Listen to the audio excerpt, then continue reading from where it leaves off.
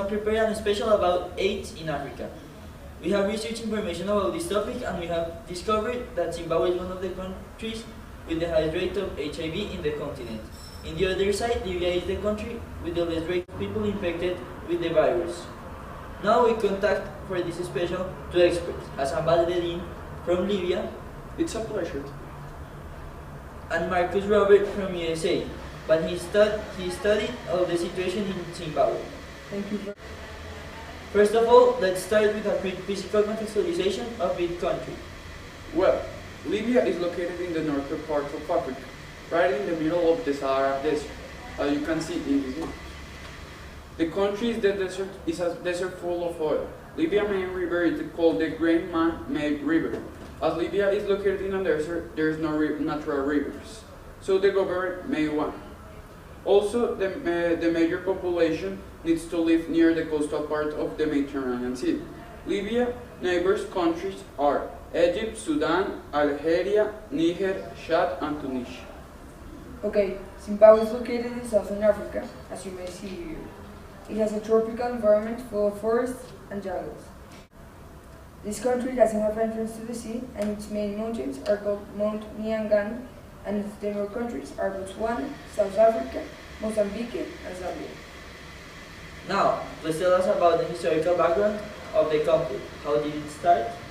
The first case was reported in the 80s, but the worst case reported in Libya was in our coastal city, in which a Palestinian doctor injected with the help of Bulgarian nurses HIV to 400 Libyan children.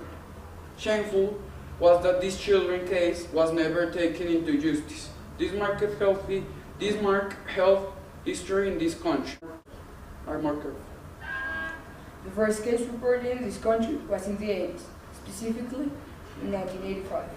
Since this year until the middle of the 90s, Zimbabwe showed an enormous and surprisingly rapid growth of the virus in the population.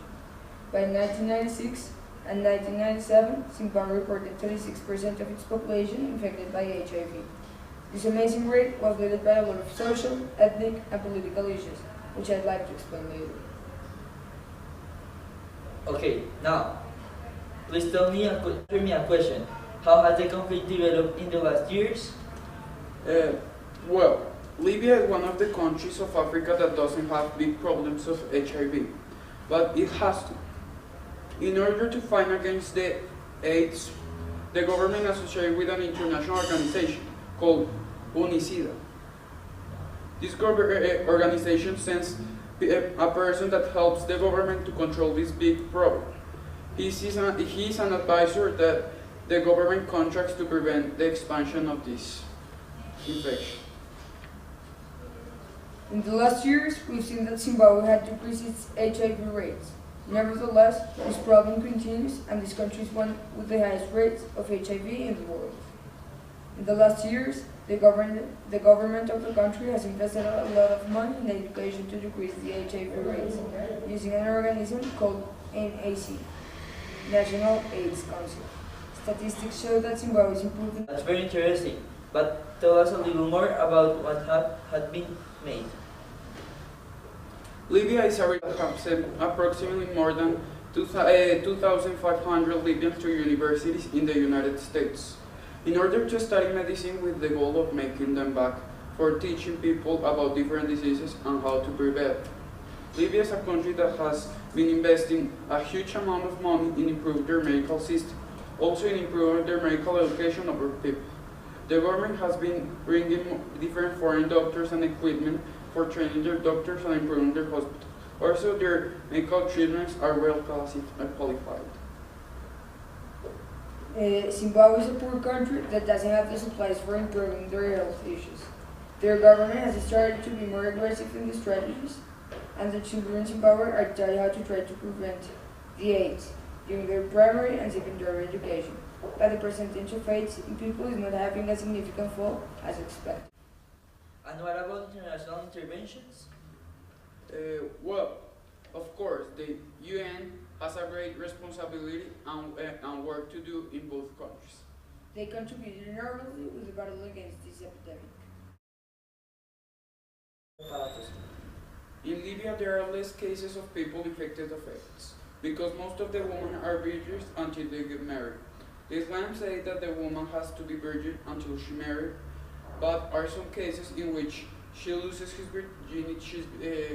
virginity before marriage, but it isn't approved by the Islam. And if his husband notices, he can return her to his family, to her family, and the marriage is cancelled. And the man only can have sexual relationship with his wife or his wives, but never with other women. While in Zimbabwe, the people can have more than one sexual partner. There aren't any cultural issues that prevent them. So when they have sexual relations with many people, there is more risk that one of the people have AIDS and transmit it to other people, and that people transmit it to other people. In all of these countries, this health issue is the biggest one they have. The political as well as the economical and social aspects are really preoccupating. Yeah. The government have to do something about it. Zimbabwe is in the right way, Libya is not so much. Sam, it was a pleasure to have you here. Thank you very much and see you next time. See you next time in the next episode of ABCD EFGA News.